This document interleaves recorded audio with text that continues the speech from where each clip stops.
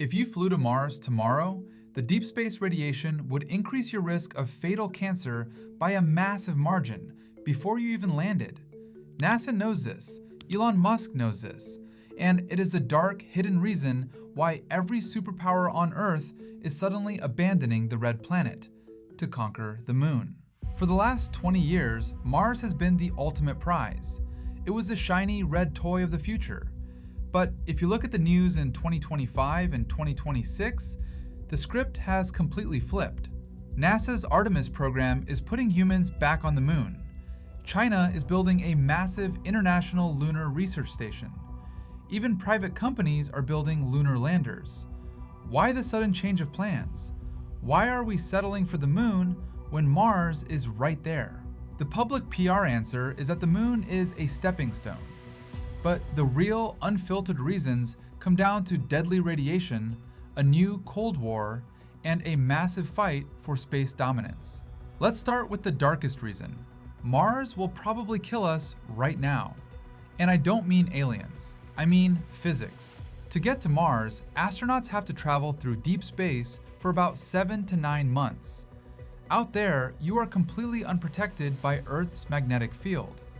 You are constantly bombarded by galactic cosmic rays and solar flares. Recent aerospace medical reports are brutally honest about this. Our current technology, including the newest spacesuits being designed for Artemis, simply cannot block this type of radiation long term. If a solar flare hits your spacecraft while you are halfway to Mars, it is game over. The moon, on the other hand, is only a 3-day trip. If something goes wrong, or if a solar storm is incoming, astronauts can escape and be back on Earth in 72 hours. Why is this important now? Because before we send humans to die on a 2-year Mars mission, we desperately need to test advanced radiation shielding on the moon. Be honest with me. If NASA offered you a ticket to Mars tomorrow, but told you there was a 50% chance your spaceship would turn into a cosmic microwave, would you still go? Let me know in the comments below. I think I'll stick to Earth, where we have pizza and an atmosphere. Reason number 2, the moon is hiding a multi-trillion-dollar treasure. For a long time, we thought the moon was completely bone dry, but we recently discovered massive amounts of frozen water hiding deep inside the craters of the lunar South Pole.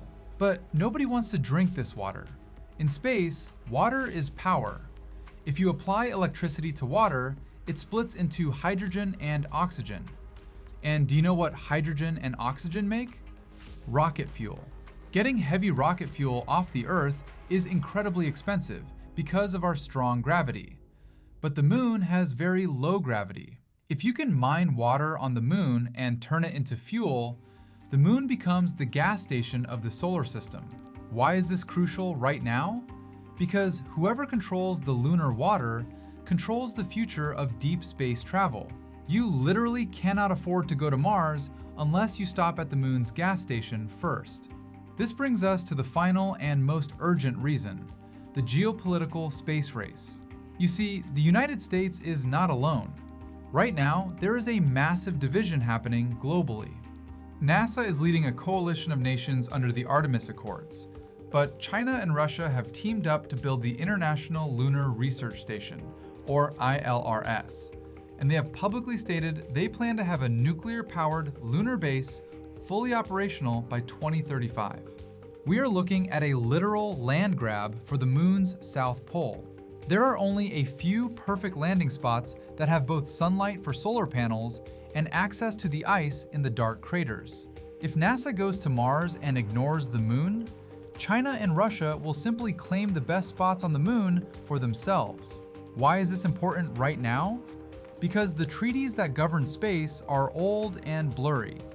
In space, possession is 9/10 of the law. If you are there first, you make the rules. Mars is still the ultimate destination.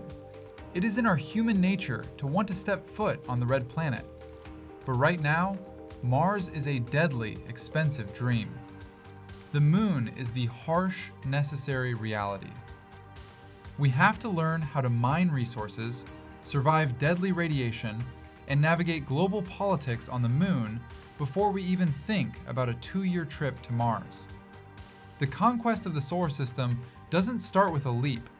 It starts with a stepping stone. The next 5 years in space are going to change human history forever, and you do not want to miss it. If you want to understand the technology and the secrets behind this new space race, hit that subscribe button right now. And before you go, do the specific action for today's video. Drop a comment below and tell me, who do you think will build the first permanent city on the moon?